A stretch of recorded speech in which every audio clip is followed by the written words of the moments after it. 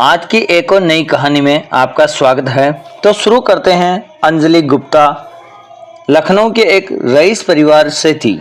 उनके पति कारोबारी सिलसिले में ज़्यादातर समय विदेश में रहते, बेटी दिल्ली में पढ़ाई कर रही थी। अंजलि के पास सिर्फ उनकी भव्य कोठी और कई नौकर चाकर थे। इस विशाल घर में अकेलापन जैसे दीवार में समाया हुआ था। उन्हीं दिनों पास के गांव से एक नया नौकर आया, श्याम। कोई उसकी उम्र 25 साल, हट्टा कट्टा, मेहनती मगर हमेशा नज़रें नीचे रखने वाला। उसका काम था बगीचे को देखभाल, सामान लाना और मालकिन के छोटे मोटे काम करना। धीरे धीरे अंजलि का मन श्याम के सादगी भरे स्वभाव में रमने लगा। एक दोपहर चाय का कप थमाते हुए अंजलि ने पूछा, तुम्हारी पत्नी नहीं है? श्याम थोड़ा शर्माया, नहीं मालकिन, अभी नहीं। अंजलि हल्के से मुस्कुराई, तभी तो इतने मन से मेरा ध्यान रखते हो। उस दिन के बाद बातों का सिलसिला शुरू हुआ। कभी बगीचे में बैठकर, कभी रसोई के बहाने, कभी छत पर बारिश देखते देखते अंजलि के दिल का खालीपन श्याम की सादी बातों से भरने लगा। एक शाम बिजली गुल हो गई। कोठी के बाकी नौकर अपने अपने काम में व्यस्त थे। अंजलि डर के मारे बैठक में बैठी थी। श्याम, एक दिया ले आओ। श्याम आया, दिया रखा और फिर वही खड़ा रहा। तुम्हें अंधेरे से डर नहीं लगता? अंजलि ने पूछा। नहीं मालकिन, पर आपसे दूर रहकर दिल घबराता है। अंजलि रुक गई। उन्होंने पहली बार श्याम की आंखों में देखा। उनमें डर नहीं, सच्चाई थी। बैठो मेरे पास, जब तक बिजली न आए। श्याम पास बैठ गया, चुपचाप। उस दिन पहली बार अंजलि ने बिना कुछ कहे अपना हाथ उसके कंधे पर रख दिया। कोई कुछ नहीं बोला, पर दोनों ने महसूस किया कि दिल की दीवारें अब टूट चुकी है। अब हर सुबह अंजलि नए नए बहाने श्याम को पास बुलाती, कभी किताब पकड़वाना तो कभी बगीचे में साथ टहलना। श्याम का दिल भी अब उन्हें अपनी मालकिन नहीं बल्कि अपने किसी काश की तरह देखने लगा था।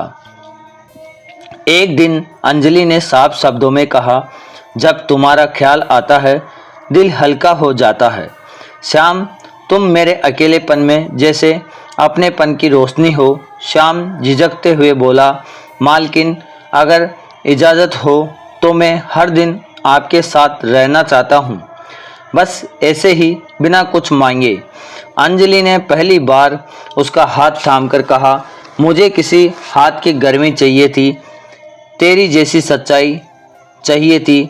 एक दिन कोठी में सारे नौकर छुट्टी पर थे, सिर्फ श्याम और अंजलि। शाम को बारिश शुरू हो गई। कमरे में दोनों अकेले, चाय का कप हाथ में। बारिश के मौसम में दिल कुछ ज़्यादा उदास हो जाता है ना? अंजलि ने धीमे से कहा, आपके पास रहूं तो उदासी कैसी रहोगी? आप जहां कहोगी वहां। धीरे धीरे अंजलि ने श्याम का हाथ पकड़ा और अपने कमरे में ले गई।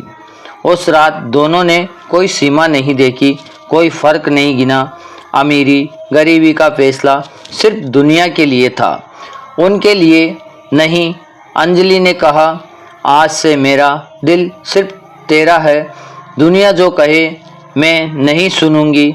अगले दिन अंजलि के पति का फ़ोन आया, तुम्हें जैसी ज़िंदगी चाहिए ले लो अंजलि, मैं तुम्हारे लिए अब कोई मायने नहीं रखता, तलाक के कागज़ भेज रहा हूँ। अंजलि ने बिना दुख के वो कागज़ साइन कर दिए। श्याम को बुलाकर कहा, मैं कोठी छोड़ दूंगी, तू चाहे तो मेरे साथ चल, नहीं तो मैं तुझे भूल जाऊंगी। श्याम ने बिना देख किए उसका हाथ थामा। मालकिन, अब आप मेरी हमसफ़र हो, जहाँ कहोगी, जहाँ जाओगी वहीं रहूँगा। अंजलि ने सब बेचकर श्याम के गांव में एक छोटा सा घर बना लिया। सुबह श्याम खेतों में काम करता, अंजलि मिट्टी में पौधे लगाती। दोपहर में दोनों साथ खाना खाते।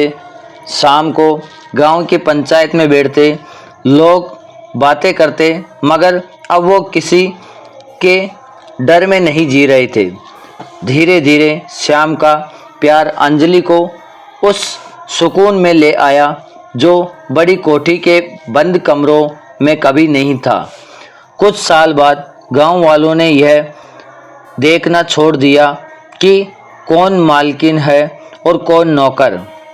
सब उन्हें एक खुशहाल जोड़ी मानने लगा।